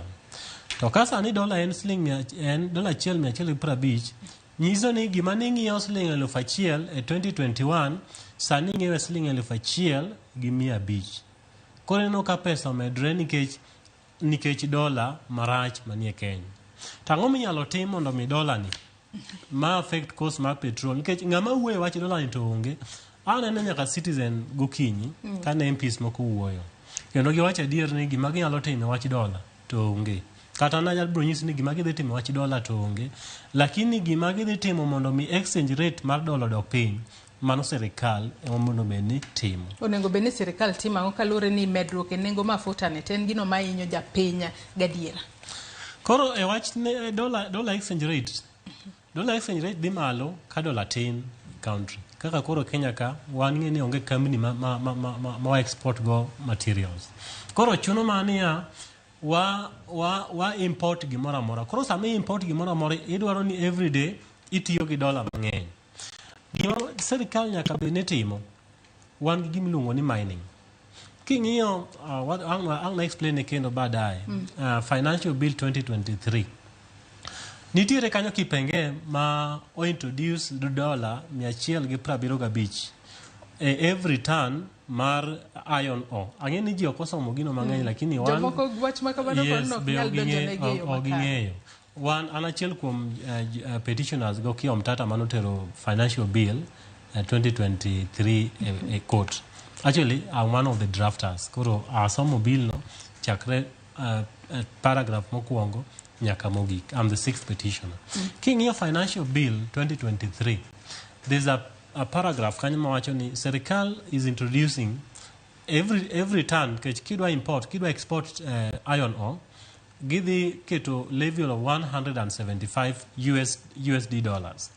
To king'iyo the current price mar 1 ton of iron ore sama nwatero bill e court nen 106 USD dollars. Koro yudo ka market the price en 106. Serikal to kao achiel oketo 175 USD dollars. Ang'o mano wacho? Giwacho ni stop any person ma they export iron ore. Sama gise stop exporting iron ore, there's no any dollar revenue with the yod. Nikech wan onge gi kambi maloso kata mana glass. Waonge gi kemni maloso kata mana kijiko. Kineno kijiko moro matis mitiyogo ondike ni made in China. Anything manie Kenya ka made in China. Koro kinyalo yudo gik matino to machalo mining. Ne en gima serikal ne kawo nikech mining ok nie counties. Mining nie national government. Ne gibedo piny to giwacho ni mondo mi wa revive economy marwa, we wane to ere minerals miyudo e county ka. Wachak gi gold. Migori ing'e ni nitie gold mang'eny. Moko nyocha okaw oket nyaka ang'owa e yok sama niloso gi China. Sani ok onego bed ni gold ma Migori iloso mana mathis kod peasant farmers. Nikech mach iloso matin, iyudo ka ng'ato dhi okunyo, oting'e pikipiki, tere dhi luoke, to kata moluokno pod nitie modong' mang'eny midhi witi. De wan gi serikal mawinjo. Gikawo mining no ikete in the industrial state. Ma serikal mamalo kelo state of the art equipment areas manigi gold. Koro un tich kunyo, to kose kunye to oyudo trucks imesha lobuno bedo mesha tikete truck. Ka truck ni oromo titere ang'owa, itere kambi ma serikal oketo mar timo ang'owa mar luoko gold. Kose luok gold ni ok time biashara mine ntime go Migori, mido ka ji matine ema benefit. Mabepo no ginyalo mana bedo kata joblek kata middlemen. Koro obedo government ema run this kind of business. Iyudo ka pesa mawuok e gold ma Migori, Siaya and the rest nyalo miyo serikal pesa mang'eny nikech gold en ga worth gi dollars. Adwa ni mag paro no gi kanyo Victor kalure ni chenro mar Mbaka oromo bende watudre ko jofwambo magwa owinja ni to en ang'o magiluonwa e counties mopogore opogore kama gintiere gi thuolo ni adwa ni wadhi achiel kachiel nyaka e county ma Mombasa watudre ko jafwambo marwa Joja Oko. Joja Oko kiwinje yo makare ka intiere county ma Mombasa ichiu nade Mombasa okinyi makawuono to bende nyalo mana ngiswa ni to en ang'o matimore e county ma Mombasa gi sani bende nyalo ngiswa ni intiere kanye Aoko. Erokamano ahinya Joyce winji maber ahinya kowuok e kaunti ma Mombasa kuma kawuono ni ago touch kamiluongo ni Buxton mano wantiere e od bura ma Mvita to wadwa twak mana gi moko kuom jodak e alwora ni kaluwore gi weche mag udi manengogi oyweyo. Nitiere chenro mar gero udi madhi nyime to kaka ende kinyalo neno gin ute mani koni ne geto jogo ma yutogi ni piny kendo ne dhi mi thuolo mokwongo mondo mi gidag e utego. Kata kamano utego igero e phases ariyo. Phase mokwongo noserumo to ywak mag jodak en ni koro sani gikoni utego noserumo mak mana ni gima mako dhogi en onge kata achiel kuom gi mikoni oyudo utego kopogore gi singo mane omigi. Awane gi moko kuom gi kaendi ginyiso ni to gin giwuon ang'o magiero wache. Karibu sana kwa Ramogi TV. Tueleze tuwe ni nani na mnasemaje kuhusu masuala ya nyumba hizi? Well, kwa majina anaitwa John Samuel Tsuma. Mimi ni Deputy Secretary General wa Baksan Tenants Association, na mimi nilikuwa mkaaji hapa, na ile kitu ambacho tunasikitisha nacho ni kwamba ni kuona kwamba nyumba zinakuja peanwa ilhali wale watu wa Bakstani ambao walikuwa wanafaa kupatiwa nyumba first choice to refusal upon completion wametengwa. Hata tunashindwa hapa, yani haki iko wapi? Tunajua kwamba nyumba hizi zilipokuwa zinajengwa na mlipokuwa mnatolewa pale, ahadi ilikuwa ni kwamba nyinyi ndio mlikuwa mpewe nafasi ya kwanza. Imekuwaje kwamba saizi unasema kwamba hamjapata nafasi? Well, asa ile kitu ambayo kujabalika hapa katikati ni kwamba the developer ambao ndiye Suleiman Shabal alikuja hapa katikati kubadilisha ile hali ya vile mradi kwa faa ufanyike. Maana mradi ilikuwa ni wa affordable housing, na tunajua the target ni ile kwamba ni the urban poor vizuri waweze kufaidika na ule mradi. Maana alikuwa anaangalia uhaba wa nyumba hapa kaunti ya Mombasa. Sasa pale kwa tulitolewa ili tuhakikisha kwamba nyumba nyingi za jengwa, sisi tukipata na wengine nao wanapata. Lakini sasa hapa katikati amekuja eka off plan na ni kwa affordable housing. Tena nataka mtu akitaka nyumba pale amelipia na mwaka mmoja. Sasa atashindwa mtu ambaye sasa ni wewe uko pale kama mkaaji na uko unalipa 3662. Itakuwaje leo uje ambao ulipe 250,000 per month ili upate nyumba pale Baksani? Ilikwenda kwa hali ngumu sana. Sasa ikaona kama muuze mabonyenye tu peke yake. Watu ambao wana pesa ndio waweza kununua nyumba tu pale Baksani. Lakini sisi wale ambao ni maskini mahoe hae tuliweza kuachwa nje, ambao haikuwa jambo zuri sana. Maana kulingana na mkataba ambao tuko nao mpaka sasa na ambao uko very live ni kwamba sisi tulikuwa tunafuata tupate zile nyumba upon completion, na nyumba pale ziko complete. Kwa hivyo sisi ndio wamiliki wa hakika na wale ambao wanafaa kurudi pale kwa zile nyumba za Bakstani. Sasa hapa ambaye ametisho change ilikuwa haifai kabisa, na county government imetoa land na hao wenyewe tayari wamepatiwa 10% badala ya over 50%. Mwekezaji amechukua 90% na ameka kitu off plan, si uwekezaji wake zaidi ameka pale, amechukua kutoka from the public. Sasa washindwa hizi percentage amezifanya vipi, na ni vipi county government ya Mombasa inapata asilimia ndogo na ardhi imetoa over 2 billion. Sasa tunakamba kuna kitu fulani hapa imefanywa, na sijui kama ni county imerogwa ama ni nini. Asante, acha nipate hisia za mkazi mwingine. Unahisi vipi? Manake ahadi ilikuwa ni kwamba uingie pale alafu upate nyumba, na sasa mnasema mko nje. Hisia zako ni zipi? Mimi kwa majina naitwa Monira Ali na nafanya kazi na shirika la Haki Yetu. Mimi si mkazi wa Bakstan, ila kama shirika tumekuwa tukipinga mradi wa Bakstan na tunapinga miradi yote ya affordable housing kaunti ya Mombasa na hata Kenya nzima, kwa sababu the main beneficiaries walikuwa wanafaa kukuwa Bakstan tenants, the former Bakstan tenants. Lakini kama shirika tumekuwa tukijiuliza, housing for who? Nyumba za kina nani? Ni nyumba za mabwenyenye ama ni nyumba za maskini? Kwa sababu ule mfumo ambao umetumika wa rent mortgage to own sio mfumo ambao unaweza kusaidia maskini kupata zile nyumba. Na katika sheria ama katika katiba tunaona kuwa inasema kuhusu adequate housing, not ownership of those units. So serikali inachukua ardhi ya umma na ina deny wale main beneficiaries kupata zile nyumba.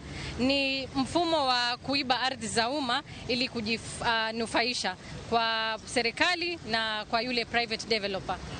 Asante, wacha nipate mama njoo tu niambie wewe ulikuwa unaishi sehemu gani, na ulipokuwa unatoka uliahidiwa nini, na kwa saizi unaishi wapi labda, na matumaini yako yalikuwa ni yapi?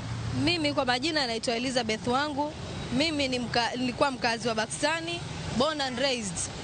Sisi alipoleta huu mradi alisema ni affordable housing, ambako sisi kama wananchi wa mapato ya chini ilikuwa tulipe 6,000 ama 5,000. Sasa hapa katikati after kuandikisha na agreement anatuandikia mortgage. Sasa mimi mwenyewe nazungusha nguo, nitaweza ku afford 49,000 per month? for 25 years. Is there any affordability? Tumejaribu kutembea huku na huku tutafute at least kusaidika. At least tujue sisi tutarudi kweli. Juzi wamepeana funguo. Sasa funguo zimepeanwa kina nani na sisi ndio tulikuwa tumeambiwa sisi ndio tuna first right of ownership. Sasa mbona why are we left out? Kwani sisi si wa Kenya na deposit walichukua za 60,000. Kwani why are they letting us out? Kivipi? Najua kwamba hii ni awamu ya kwanza ya ujenzi umekamilika tayari, kuna awamu ya pili. Je, kwa awamu ya pili mtahusishwa ama ndio hivyo hamuhusiki kwa aidha awamu ya kwanza ama awamu ya pili? That is the main question because sisi tuliambiwa akimaliza watatupatia sisi ndio wa kwanza kupewa. Kama sasa kama hii phase 1 imechukua 3 years, phase 2 itachukua miaka mingapi? Hiyo ndo swali kwa Shaban. Asante sana. Wacha tupate mwingine wa mwisho, labda tueleze tu majina yako, songa karibu, tueleze majina yako na hisia zako ni zipi kuhusiana na mradi huu wa ujenzi wa nyumba na hasa zinazolenga mwananchi wa kawaida za bei nafuu. Mimi kwa majina naitwa Mutua Mutia. Nimekuwa mkaaji wa Pakistani zaidi ya miaka 20 na nimeolea pale, nimezaa watoto wangu ambaye they are now hata wao wanazeeka. Hii mradi ya Pakistani hii imetushangaza kabisa kwa sababu initially developer county management wakati ule walituambia hii mradi sisi ndio tunapewa first right of refusal. In fact, the developer in one meeting was wondering, unaweza kosa kulipa shilingi 6,000 jamani? We will give you even at 6,000. Kuuza njugu, kuuza maji, utashindwa. Mpaka tunaona kama ni kweli. Lakini kumbe imeenda kuwa ilikuwa ni idea ya kutuondoa. Kuondoka kwenyewe tulivurushwa kama wanyama. Hatujajipanga, hatujapewa ruhusa, tulikanyagiwa viti, tukaibiwa na vitu zingine, tulivurushwa kinyama. Mkataba tulikuwa tunaambiwa tutalipa 6,000 kwa muda mrefu nyumba iwe yetu. Siku ile tunaenda kuchukua ile check, unaandikisha mkataba wa mwaka moja, ulipe ati sasa 3 million, kama ni 2 bedrooms 3 million. You calculate 3 million for 1 year, ni kumaanisha ulipe over 250,000. Sasa unaona mwelekeo ni upi? Manake najua awamu ya kwanza imeisha, ndio mmekosa nafasi, mko katika mpango wa awamu ya pili, na je, mna matumaini yoyote? Nikwambie, lazima serikali kuu ihakikishe imeingilia hii miradi, kwa sababu the president could be very well meaning akisema anataka affordable housing, but what could be happening on the ground ni kuchukua land ya serikali, which is county is the trustee, develop houses for personal gain. Kama hii sasa Pakistani imechukuliwa in the form of affordable housing, alafu sena mtu akichukua developer alikuwa anasema akona 6 billion. Did he use the 6 billion? Instead amechukua pesa kwa wananchi akawajengea. Juzi amesema there is no house here na sisi tumelipa deposit. Alisema hatuwezi pata nyumba kwa sababu tayari zishalipiwa. Sasa imekuwaje tena alitumia pesa ya watu? Okay, idea linasema hii mradi is not benefiting mwananchi wa kawaida. Na kama initially it was meant to do that, right now honestly inaenda to create more paupers, more morotos in this country than actually giving people decent living. Because we are supposed to be considered first. Hiyo consideration Pakistan tumeikosa. Na mimi naweza kukuhakikishia, if they are not careful, if the government does not get into this one, either through Senate of this country, either through EAC, whatever they do, mimi nina uhakika serikali ikiwa serious itajua vile inaweza ingilia miradi, ndio Wakenya wafaidike, Mkenya wa chini. Otherwise vile ikifanyika hii atiwe sasa ni mabonyenye watachukua za Pakistan kila mahali Kenya, it will end up like that. Tafadhali. Shukrani sana. Mana kakiwinjo janeno mar Ramogi TV mago mana moko mjoda kaendi kayuak to chutho kaluwore gi wach chenro mar gedo magudi mikoni nengo yweyo gikoni ne oseng'ne gini gin ma ibimigi thuolo mokwongo mar dak e utego, kata kamano ni sani oket gi thenge gikoni jok makoro yudo utego gin jogo mane okonego bed ni yutego. Wang'e ni jatend piny bende ni kaendi jumbe 2 mokalo kokoni nitiere chenro mar gero ute 15,000 mikoni geto ndiko rowere 30,000 e kaunti ma Mombasa. Koro luoro margi en ni kata mago ende koponi oketi to samoro ok nyal benefit kata ok nyal kelo yweyo to chutho ne jogo ma yuto gi ni piny kaka giwacho kaendi. Koke kaunti ma Mombasa ni Ramogi TV, nyinga en George Aoko. Erokamano ahinya George Aoko kowuok e kaunti ma Mombasa. Winjo kanyo ywak mar jodak e kaunti ma Mombasa katudore koluwore kod weche mabende giwacho ni nyaka sani nengo mago udi manego giyot mane osingnegi gin kaka joma ponono yuto gi ni piny nyaka sani koro pok giyudo. Erokamano ahinya George Aoko, ang'e ni wach makamano kuku kaachiel kod tiende wabiro yudo kod e wechewa manyien mamoko mag odiochieng' ma kawuono. Nyaka Ramogi Ajwang' pod antiere twak okinyi ma kawuono kod midusa Victor Okuna. Podi watwak otudore kod medruok e nengo mauta e pacho kae. Ma en tok aduola magayo bech modhi e pacho kae EPRA mano chieng' tarik 14 ne gilando bech modhi manyien mabiro bedo katie pacho kae kochakore tarik 14 mano madwe ni nyaka tarik 14 mano mar dwe mar 10 mano ma higani. Kaka pile wacho ni nengo mar modhi koidho to mano bende biro nyiso ni nengo mar ngima bende biro idho. Victor, kapod wantiere kod twak ileronwa e yo makare, adwa ni ichak ilerne nyaka Ramogi Ajwang' kaka nengo modhi osebedo ka idho ahinya kochakore tarik 9 dwe mar 1 higa mar 2021 nyaka tarik 9 mano tarik 18 dwe mar 9 mano ma higani. Adwa ni mondo explain gimoro ka ne aler ne jo nyikwa Ramogi gimoro e kavni. Samane ang'eni gino dino lakini ang' natem explain. Samane gino chakre October 2021 ne fuel ne piny. Then fuel ochako idho nyaka kumoro kain. This is around February, March. Kasema serikal mar President Uhuru noneno ni mondo wa introduce subsidy mondo miyo caution jopiny. Actually subsidy no konyo kech no stabilize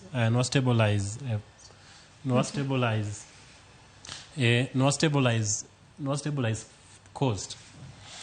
Then oidho nyaka the peak to noko bedo gi issues nikech stabilization no subsidy no nodhi oidho nyaka malo peak to niwach subsidy mano kircha jo Kenya noko neno pek mar fuel. Ochako dok matin lakini ne onge stability chakre dwe mar around dwe mar adek March nyaka all the way dwe mar September kane Uhuru o pick up. To apani kane Ruto biro ne en gi economic advisors. To neno ka trend mar fuel ni ne dok piny.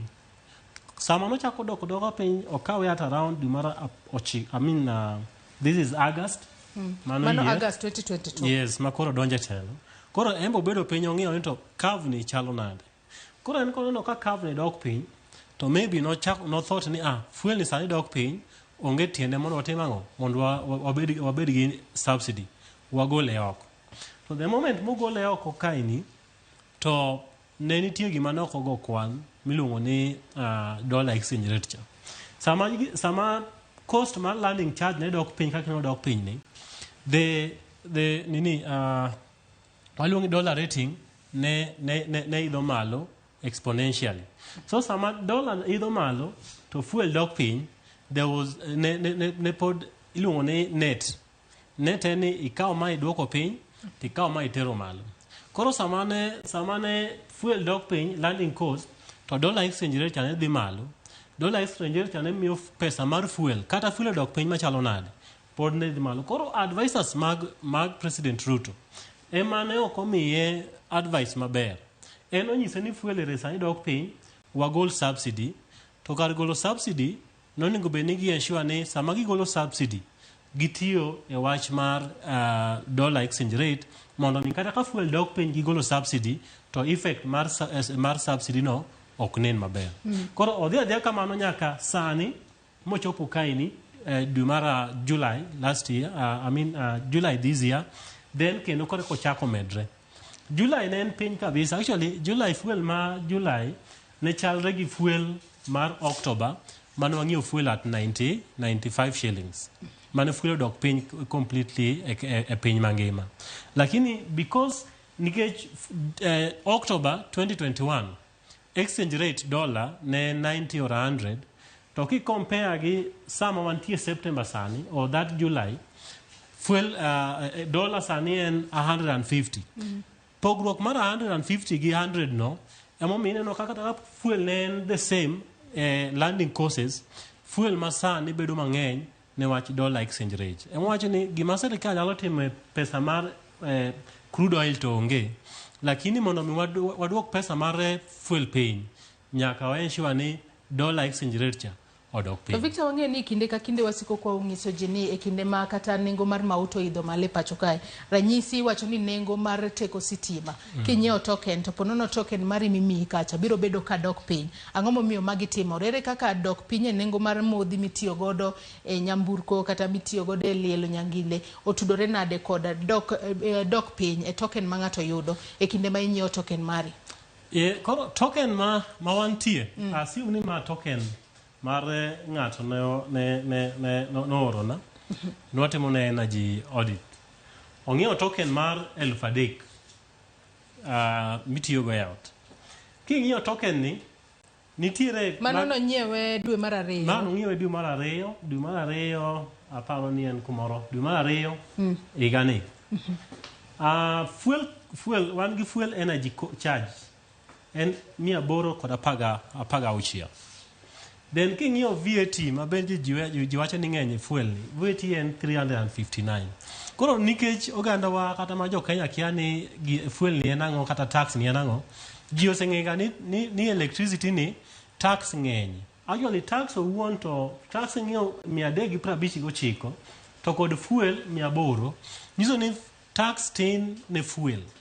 To imagine fuel masani en 800 ndalogo ne en 816 dwe mar 2. Sani fuel omed nyaka dwe mar 2 ne en around $160. Sani romede nyaka $212. Gima dwa nyiso oganda nyikwa Ramogi ni sama fuel ni omed nyaka $212, gimiluongo ni fuel energy charge ni dhi medore e bill mar electricity. Masani ka ng'ato ng'iyo 300, either onyalo chopo 900 kata okal 900 gi wiye. To mano nyiso nang'o? Ka in dala ni tiyo gi stima kaka koro Royal Media Services tiyo gi stima ni, nyaka embrace ni nyaka stima kata mana ka tarif ni ma nyalo dok chien, nitiere token amount ni nyalo dok chien, ma is standard manyocha gikalo. Lakini fuel energy charge ni en ovari ga kaka fuel mar current chalo. Koro ka fuel omedre en nyako medre, ka fuel dok piny en nyako dok piny. Koro nyiso ni sasa ne kaka fuel omedre to 212 ni, expect a bill mari ni fuel charge token mari bedhi medre. Iwacho kanyo makare ahinya, to koro ponono gino ma nyakwa Ramogi Ajuang nyalo gombo winjo ka wadhi kwa tieko twak mar okinyi makawuono ni bende fungruok nyalo biro bedo ponono e kinde mabiro mbele. Sirikal nyalo timo ang'o mar mondo mi nengo mar mauta kata nengo mar fuel kata nengo mar modhi dute pacho ka odog chien? Nikech ang'eyo ni kata obedo ni jotelo moko wacho ni nengo to podi biro ridore, ponono biro chopo 260 kochopo dwe mar 2 higa mabiro. Bende nitiere any mitigation measures minyalo ket piny mar mondo mi jo Kenya oyud fungruok kalure ni ok nyal bedo ni ponono nyiewo token mar 3,000 e kinde mabiro mbele tiyudo mana units mar ponono kata 1,000 kende. Joyce wacho ni fuel energy charge ni biro nikech teko mar stima mwatiyogo tin ne teko mar stima mabedo generated. Kimedo general carrier, geothermal, wind, maturkana, kimedo gite ok nyal supply load ma Kenya tiyogo. Koro ema gidhi gichagi wang'o fuel Mombasa, iluongo ni thermal power plants, mondo mi wabed gi stima ma moromo. Koro sama fuel omedre, fuel madhi Mombasa bende nyaka medre mitiyo godo mondo mi wa generate electricity. Actually gima wasenyiso kata nyicha wan e African Climate Summit mwanyiso chir. Nitiere bill moro miluongo ni net metering bill. En bill ma wan kaka energy guys no propose parliament. Serikal mokadho mar Uhuru no tamre nikech en power cartel. I'll explain matin. Power cartel maybe a bit pin. Power cartel net metering bill ne en bill mane dhi miyo in dala ni kacha inyalo amua ni ikaw solar install solar mar 10 kilowatts. To kopo ni sani Nairobi gi family ni te, kopo ni dala ni kacha nitie mana fridge miketo on we on gi lights, in a day nyalo tiyo peak mari nyalo bedo 2 kilowatts. Koro the difference ka in gi solar mang'eny modong' no itimo nade iuso na Kenya Power. Mane gimiluongo ni net metering. Net means end of the month meter ni bro nyisi ni ikaw units adi e Kenya Power ti itero units adi e Kenya Power. Koro the difference ibedo paid. Koro net metering bini kokal jo Kenya nyalo install solar in a daytime like kawuono. The whole country iriembo gi teko mar chieng'. To ng'eni gini ne ok ginyal kale nikech ne ging'e ni kama otimore. Those kambi ma generate electricity gi fuel nidhi lor. To kolor gi ting'e ni cartels mar Kenya ka ni fuel waka. Kore man watema yol watema mo tere parliament mo bedo third read then odhi president Castro oduoke piny. Sani kaka wanena engineers ne wawacho ni Ruto mondo mi sort out gima waneno ka mar fuel cost. Mondo mi otim kamano o ensure ni net metering bill ni obedo passed. To be ka sirikal mokale mok nokale ma nyien ni be ibo kale adiera ba jo Kenya yud fungro. Koro giomi no mondo kadhe o touch gi climate change. To Ruto en keen a bit gi climate change en moche. Koro net metering bill ni will dhimiyo jo Kenya utigi solar. Koro sama gitiyo gi solar gitiyo gi solar as climate change mitigation. Koro mondo mi mitigate climate change wadwaro mondo gi kal net metering mondo jo Kenya ng'ato ni Turkana, ng'ato ni Nyamanga Migori kocha, ng'ato ni Ntimaru ama Ogwedhio iye kocha. Kocha nitiere chieng' kaka kawuono Nairobi ne nigi boche, Migori ne nigi chieng'. Ido ka up country niga gi chieng' throughout the year. Koro onge tiende mondo mi Kengen gol stima ama gol stima Kengen Olkaria all the way nyaka Migori. Gima timore ni ka gisekalo net metering bill, jo Migori ute ma Migori nyalo install solar mar riembo the whole day. Koro sama gitimo mano, akuma dhi timore from engineering perspective. Ng'eni sani watiyo gi hydro, watiyo gi geothermal, watiyo gi wind, watiyo gi thermal power station. Sama we ni Kenya mangima otiyo gi solar, wadhi tiyo gi solar kod geothermal to kod wind during the day chakre saa 2 nyaka saa 11. Mano saa 2 kiny nyaka saa 11 odhiambo. Gi chieng' nikech sama chieng' nitie koro wanyalo wacho ni sano watiyo gi generator, watiyo gi solar, watiyo gi geothermal miyo ga base load. Maybe base load chieng' moro discuss gi mae. Koro base load maro en geothermal, then wan gi solar, then wan gi wind. Sama watimo kamano, level mar pi ma hydro mineno chandwa ni obedo preserved. Koro kwati kode mang'eny. Wadoke hydro, geothermal, wind sama godhiambo mateko mar solar odok chien. Ma bro miyo okwa tigi pi te marum kaka nja pior munja dhi Masinga Dam. Pi noruma completely. Ngech watiatia kode throughout. Koro mondo mi watim man net metering bill ni en gima watemo ni mondo obed passed mondo in kaka un Royal Media Services un gi very big roofs. Unyalo kata mana install half a megawatt. Sama we install half a megawatt, utiyo gi 200 or 20 or even 50%. That 50% unyalo tero to the grid. At mano nyalo miyo ponono ji oket geno margi ahinya tiyo kod modhi. Yes. Anno ka thuolo marwa mano miyo madhi karumo kinyi makawuono Victor puonj tang'eyo ni chwalo ni nyaka Ramogi ajwang' yo makare ponono ji bende owinjo gima miyo nengo mar modhi idho male pacho kae mano dwe ka dwe. Wachni mogik ka waloro twak mar kinyi makawuono inyanya kotudore kod medruok mar mauta kata modhi e pacho kae. Ere kaka jo Kenya nyalo dak koro e kinde mabiro mar mondo mi kata modhi oidho malo to kwa winj lita inya kata pek ahinya. An gik moko ariyo madone wach mana matin. Mokwongo, sama modhi nengo mar mafuta oidho malo, transport en gas shida. To ada wuoyo gi drivers, de mamiyo waringo. driving habits nyaka koro wa change driving habits. Mar nyado ya Nairobi sa reyo to sa uche lan Migoricha mano kuko nyaka wa change nango. Samiri mo nyamburko fuel minane kanyagacha timo weche di Ariyo. Maybe the look they explain like in the other time and English. Nitie gimilongo ni friction. Nitie friction mar rotating mar moving bodies. Then nitie friction mar air. Friction mar air ni any Samaria mo nyamburko matek. Samaria mo nyamburko matek itiyo gi fuel mang'eny mondo mi push air. Koro ema wacho ni research wacho ni man asetem. Samaria mo nyamburko temi dhi at a maximum speed mar 80. Ki timo 80 then udhi yudo ka I save fuel 20%. Mano in everywhere. Kata mini ya Migori nyoro.